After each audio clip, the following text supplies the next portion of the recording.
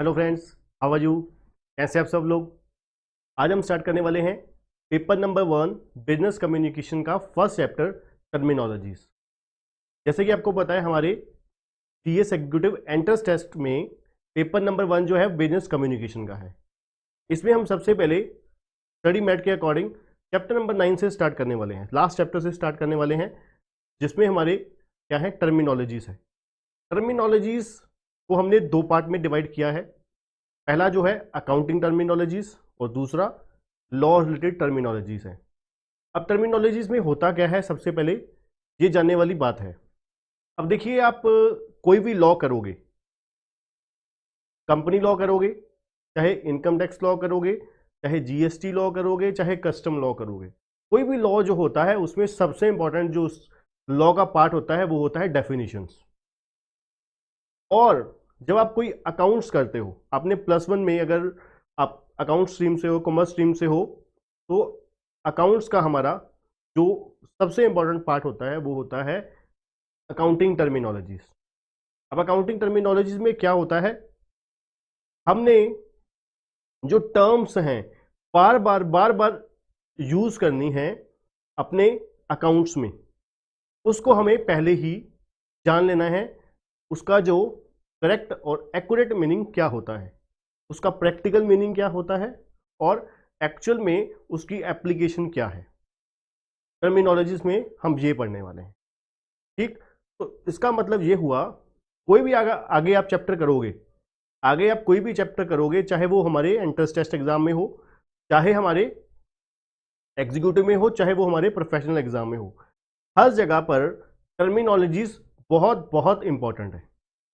इसलिए हम इसको बहुत अच्छे से करने वाले हैं, इसको बहुत अच्छे से समझने वाले हैं।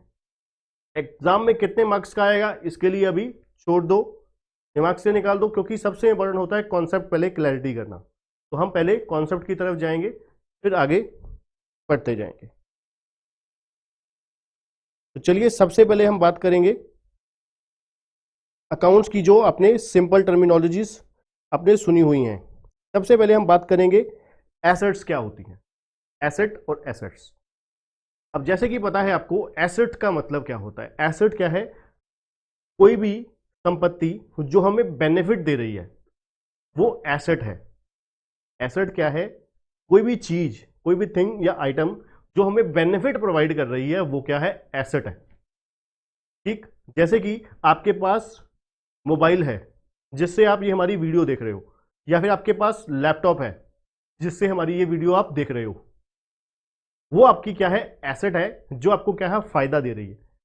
जो आपको क्या है फायदा दे रही है वो आपकी क्या है, एसेट है। अगर हम बिजनेस के पॉइंट ऑफ व्यू बात करें, बिजनेस के पॉइंट ऑफ व्यू बात करें, हम इस वीडियो को रिकॉर्ड करने के लिए जो भी हमारे पास सिस्टम है, लैपटॉप है, कैमरा है, हमारा फर्नीचर फिक्सचर है, कंप्यूटर लैपटॉप है, ये सारी चीजें जो हैं, बिल्डिंग है, ये सारी चीजें क्या है, एसेट्स हैं, ठीक। अब एसेट जो है आगे कैटेगराइज होती है दो पार्ट्स में, एक फिक्स एसेट, एक करंट एसेट। एसेट आगे सब कैटेगराइज होती है फिक्स एसेट्स और करंट एसेट्स में। अब फिक्स एसेट्स क्या होती हैं, फिक्स एसेट्स होती हैं जो हमें लॉन्ग टर्म बेनिफिट देती हैं, जो हमें लॉन्ग टर्म मतलब 1 साल से ज्यादा के लिए बेनिफिट्स देती हैं, वो हमारी क्या होती हैं, फिक्स एसेट्स, ठीक। जो हमें 1 साल से ज्यादा के लिए बेनिफिट देती हैं वो हमारी क्या है, फिक्स एसेट्स। और दूसरा करंट एसेट्स। करंट एसेट्स क्या होती हैं, जो हमें 1 साल से ज्यादा के लिए बेनिफिट्स नहीं देती, जिनका बेनिफिट जो है with in a period of 12 months expire हो जाता है, जिनका जो मैक्सिमम बेनिफिट होता है with in a period of 12 months होता है, ठीक। अब फिक्स एसेट जो है कितनी कैटेगरी में डिवाइड है, आगे सब दो कैटेगरी में डिवाइडेड है। फिक्स एसेट जो है आगे दो सब कैटेगरी में डिवाइडेड है, tangible fixed asset, intangible fix asset. Tangible fixed asset और इनटेंजिबल फिक्स एसेट। अब टेंजिबल फिक्स एसेट कौन सी होती हैं सर, टेंजिबल फिक्स एसेट होती हैं बच्चों जो हमें जो टच और सीन की जा सकती हैं, जो which can be touch and seen, assets which can be touch and seen. Examples क्या है इनकी, land, building, plant, machinery, furniture, fixture, equipments, ये सारी फिक्स एसेट हैं जो हमें लॉन्ग टर्म फायदा देती हैं, पर ये टेंजिबल हैं। ठीक। दूसरा होता है intangible fix assets. Intangible fix asset कौन सी होती हैं? जो हमें लॉन्ग टर्म बेनिफिट देती हैं, बट जो टच और सीन नहीं हो सकती, जो टच और सीन नहीं हो सकती, वो इंटेंजिबल फिक्स एसेट्स हैं। इंटेंजिबल फिक्स एसेट जैसे कि एग्जांपल क्या है इसका? Goodwill, patents, trademark, copyright, licence, लूमास, ये सारी चीजें हैं जो हमें लॉन्ग टर्म फायदा देती ही हैं, पर हम इसको छू और देख नहीं सकते। ठीक। उसके बाद करंट एसेट्स। फिक्स एसेट में एसेट्स में फिक्स एसेट हो गया, उसके बाद करंट एसेट। करंट एसेट कौन सी होती हैं? जो हमें बेनिफिट प्रोवाइड करती है नॉट मोर देन 12 मंथ, जिसका benefit with in a period of 12 months expire हो जाता है। एग्जांपल्स क्या है सर करंट एसेट्स की? एग्जांपल है एसेट्स की जो बच्चों करंट एसेट्स की, cash, stock, debtor, bill receivable, prepaid expenses, short term investments, ये वो सारी एसेट्स हैं जिनका जो बेनिफिट है with in a period of 12 month expire हो जाता है, इसलिए हम इसको क्या बोलते हैं? Current assets. Fix assets, current assets. ठीक।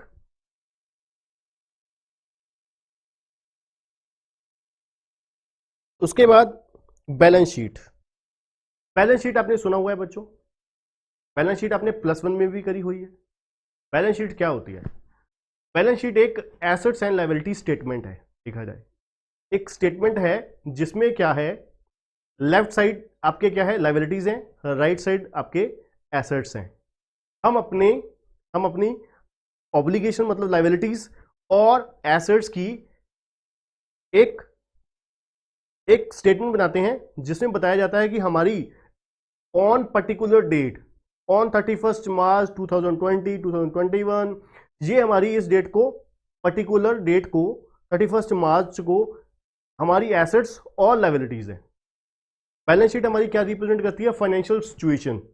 बैलेंस शीट हमारी क्या रिप्रेजेंट करती है? Financial situation on particular date, किसी फिक्स डेट को। एक 31 दिसंबर भी हो सकता है, 31 मार्च भी हो सकता है, और एनी अदर डेट भी हो सकता है।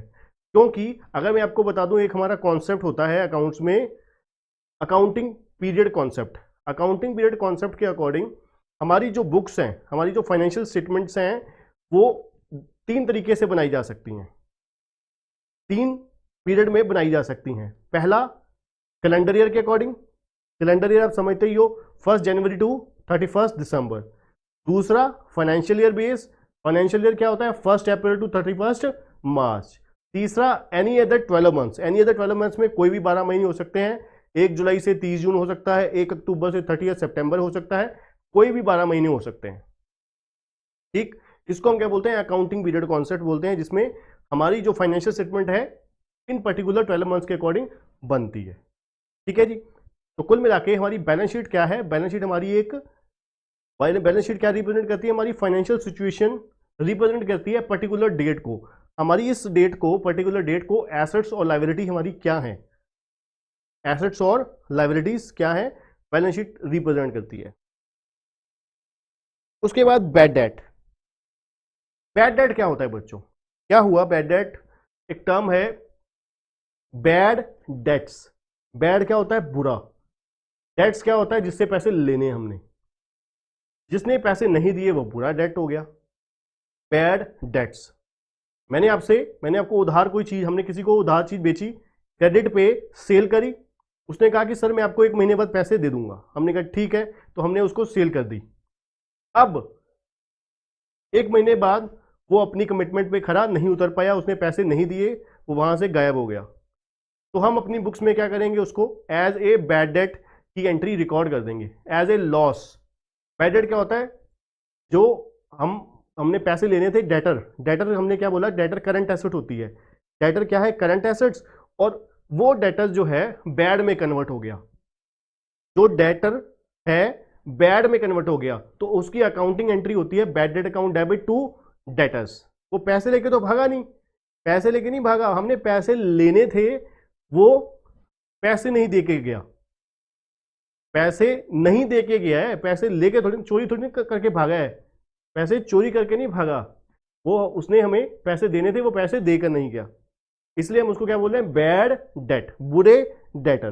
बुरे डेटर कौन से होते हैं, जो पैसे नहीं दे के गए, जो पैसे दे के गए हम वो अच्छे डेटर हैं, वो अच्छे लोग हैं, इसलिए हम उसको सिर्फ डेटर बोलते हैं।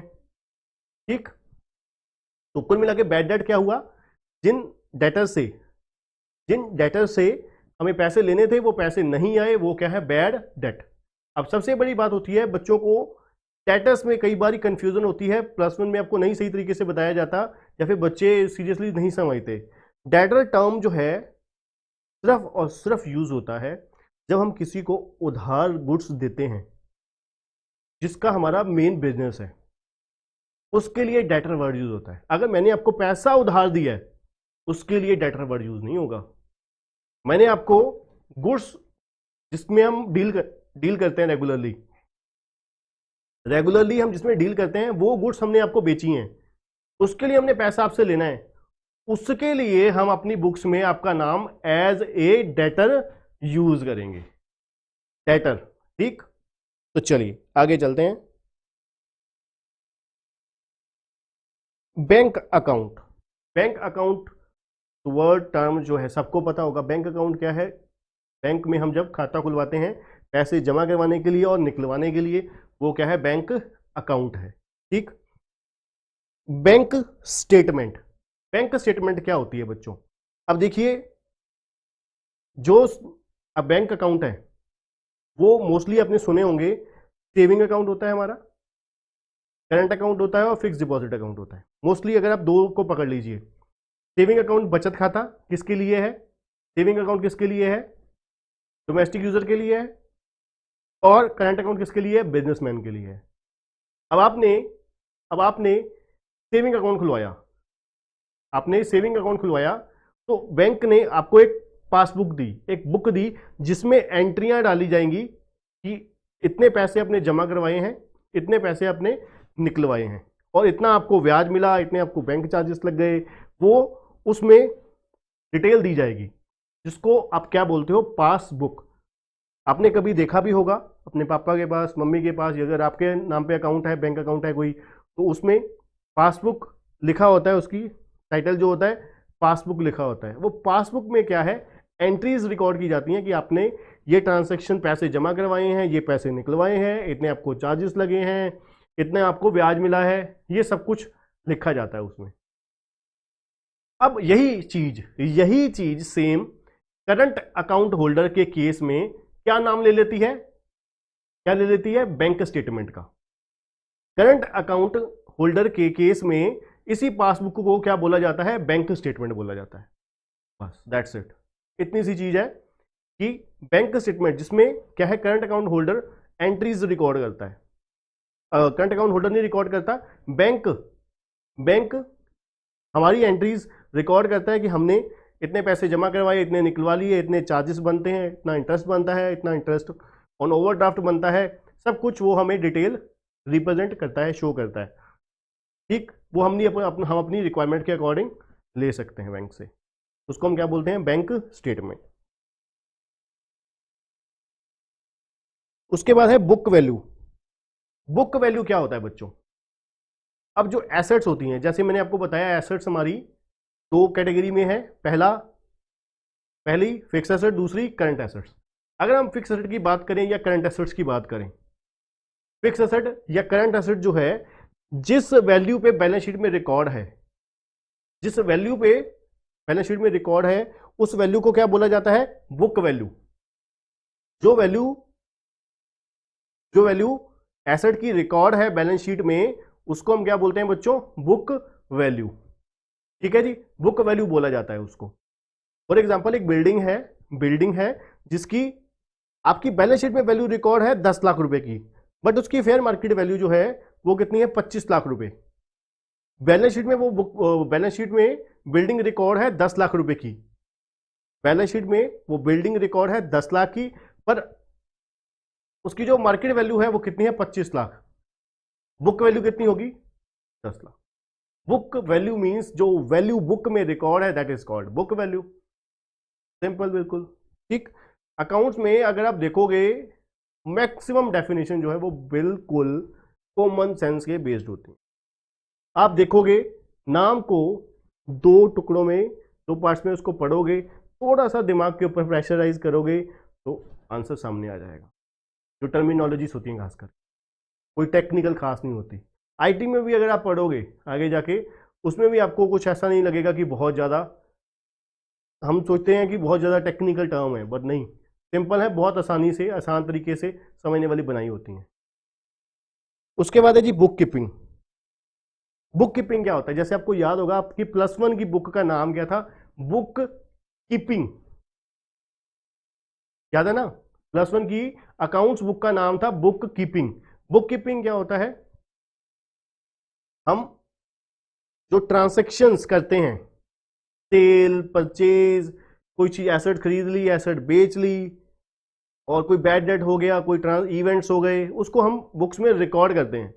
उस रिकॉर्डिंग को, जैसे कि आपको होता है बुक कीपिंग में क्या होता है, जस्ट रिकॉर्डिंग ऑफ ट्रांजैक्शंस होती हैं। बुक कीपिंग में क्या होता है? सिर्फ और सिर्फ रिकॉर्डिंग ऑफ ट्रांजैक्शंस होती हैं, उसमें कोई एनालिसिस नहीं होता, कोई रिजल्ट नहीं होता। बुक कीपिंग में सिर्फ और सिर्फ ट्रांजैक्शन को रिकॉर्ड किया जाता है। जैसे कि आपको पता है बुक कीपिंग का पार्ट क्या है? वाउचिंग, जर्नल, लेजर, ट्रायल, ये 4 स्टेप जो होते हैं बुक कीपिंग का पार्ट होता है। बुक कीपिंग का पार्ट होता है 4 चीजें। वाउचिंग, वाउचिंग क्या होते हैं? जो वाउचर्स एंड डॉक्यूमेंट्स होते हैं, जैसे कि आपका सेल का बिल हो गया, परचेज का बिल हो गया, पे इन स्लिप हो गई, ठीक है, ये सारी चीजें जो है ये क्या है? वाउचर्स हैं। बैंक स्टेटमेंट हो गई, ठीक है, ये डॉक्यूमेंट्स आपके वाउचर एंड डॉक्यूमेंट्स हैं। दूसरा क्या है? जर्नल। फिर हम उसको वाउचर को जर्नल एंट्री में रिकॉर्ड करते हैं। फिर उसको लेजर, लेजर में कन्वर्ट करते हैं। लेजर में कैसे कन्वर्ट करते हैं? हम हर एंट्री के 2 अकाउंट्स ओपन करते हैं। जैसे कि मैंने आपको बोला डेटर, बैड डेट की मैंने एंट्री आपको बताया। बैड डेट की एंट्री क्या बताई मैंने आपको? Bad debt account debit to debtor. Bad debt account debit to debtor बोला मैंने आपको। अब बैड डेट अकाउंट ओपन होगा, डेटर अकाउंट ओपन होगा, ठीक। उसके बाद ट्रायल बैलेंस, फिर हम उसको क्या करेंगे? पोस्ट कर देंगे, लेजर को पोस्ट कर देंगे ट्रायल बैलेंस में, जिससे क्या होगा? डेबिट और क्रेडिट का बैलेंस टैली कर जाएगा, टोटल मैच कर जाएगा। That is called book keeping. Book keeping में क्या होता है? सिर्फ और सिर्फ ट्रांजेक्शन को रिकॉर्ड किया जाता है। सिर्फ कीप का मतलब क्या होता है? रखना। ट्रांजेक्शन रखी जाती हैं, रिकॉर्ड की जाती हैं। A method of accounting that involve timely recording of all the financial transaction for the business. जैसे कि मैंने आपको बताया, हम फाइनेंशियल ट्रांजेक्शन को क्या करते हैं? रखते हैं, रिकॉर्ड करते हैं सिर्फ, ठीक। उसके बाद कैपिटल। पहले मैं आपको वो टर्मिनोलॉजीज बताता हूं जो आप लोगों ने काफी सुनी हुई हैं और आपके बिल्कुल अकाउंट्स के मतलब की हैं। पहले हम वो उसके ऊपर चर्चा करेंगे। कैपिटल क्या होता है? कैपिटल वर्ड आपने जब आपकी +1 में पहली क्लास लगाई गई होगी तो फर्स्ट लेक्चर में ही आपको बताया गया होगा टर्मिनोलॉजी जो सबसे इंपॉर्टेंट होती है वो क्या है। पहले नंबर पे आपको बताया गया होगा कैपिटल क्या होता है बच्चों। कैपिटल क्या है? कोई भी चीज घर से बिजनेस में लाई गई है, that is called capital. Anything which brought into the business from your house, that is called capital. चाहे आप कैश घर से बिजनेस में लेकर आए हो, उसको भी हम कैपिटल बोलते हैं। आपके पास कोई बिल्डिंग पड़ी थी, प्लांट पड़ा था, फर्नीचर पड़ा था, फिक्सचर पड़ा था, वो आप घर से बिजनेस में लेकर आए हो, उसको भी हम क्या बोलते हैं? कैपिटल बोलते हैं। कोई आपके पास गुड्स पड़ी थी, उसको अपने घर से बिजनेस में लेकर आए, वो भी क्या है? कैपिटल है। इसका एक ऑपोजिट भी होता है ड्राइंग्स। ड्राइंग टर्मिनोलॉजी भी सुनी होगी आपने। ड्राइंग्स क्या होती है? कोई भी चीज बिजनेस से घर में लेकर गए, उल्टा कैपिटल का ऑपोजिट। कैपिटल क्या होता है? कोई भी चीज घर से बिजनेस में लेकर आए, उसको हम कैपिटल बोलते हैं। कैपिटल क्या होती है? एज ए ओनर हम कोई भी चीज बिजनेस से घर में लेकर गए, दैट इज कॉल्ड ड्राइंग, ठीक। उसके बाद कैपिटल एक्सपेंडिचर। एक्सपेंडिचर क्या होता है? पहली बात तो कैपिटल एक्सपेंडिचर जानने से पहले आपको यह पता होना चाहिए एक्सपेंसेस क्या होता है। अब जैसे कि आपको पता है, हम कोई भी बिजनेस करने के लिए कुछ ना कुछ हमें खर्चे करने पड़ते हैं। कोई भी बिजनेस करने के लिए हमें कुछ ना कुछ खर्चे करने पड़ते हैं, उसको हम क्या बोलते हैं? एक्सपेंडिचर। अब एक्सपेंडिचर जो होते हैं वो 2 तरीके के होते हैं। एक्सपेंडिचर 2 तरीके के होते हैं। वो कौन से दो तरीके के होते हैं? पहला रेवेन्यू एक्सपेंडिचर, दूसरा कैपिटल एक्सपेंडिचर। पहला रेवेन्यू एक्सपेंडिचर, दूसरा कैपिटल एक्सपेंडिचर। रेवेन्यू क्या होता है? रेवेन्यू एक्सपेंडिचर वो होते हैं जो day to day business proceeding के लिए खर्चा होता है। जो रूटीन के बिजनेस के खर्चे होते हैं उसको हम रेवेन्यू एक्सपेंडिचर बोलते हैं। जो day to day business proceeding के लिए खर्चे होते हैं उसको हम रेवेन्यू एक्सपेंडिचर बोलते हैं। सर वो कौन से होते हैं? अब आप कोई भी बिजनेस की एग्जांपल ले लीजिए, कोई भी बिजनेस की एग्जांपल ले लीजिए, कुछ खर्चे बहुत कॉमन होंगे जो हर बिजनेस में होते हैं, जैसे कि रेंट हो गया बिल्डिंग का, बिल्डिंग की इलेक्ट्रिसिटी का खर्चा हो गया, रिपेयर मेंटेनेंस कोई है, आपके ऑफिस का स्टेशनरी का खर्चा है, कोई एसेट्स की डेप्रिसिएशन है, रिपेयर एंड मेंटेनेंस है, कोई एम्प्लॉयज रखे हुए हैं आपने उसकी सैलरी है, कोई लेबर है उसकी वेजेस है। ये जो खर्चे कुछ होते हैं जो रोजाना हमारे बिजनेस में होते हैं उसको हम क्या बोलते हैं? Revenue expenditure. जिसका आपको पता है बेनिफिट जो है with in a period of 1 year. आपने 1 महीने के लिए किसी एम्प्लॉय को रखा है तो वो आपको 1 महीने की आप उसको सैलरी दोगे तो आपको बेनिफिट भी तो 1 महीने का ही देगा। Thanks for watching.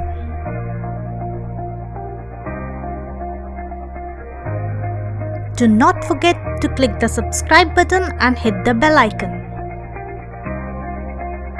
Do like, comment and share. See you next time.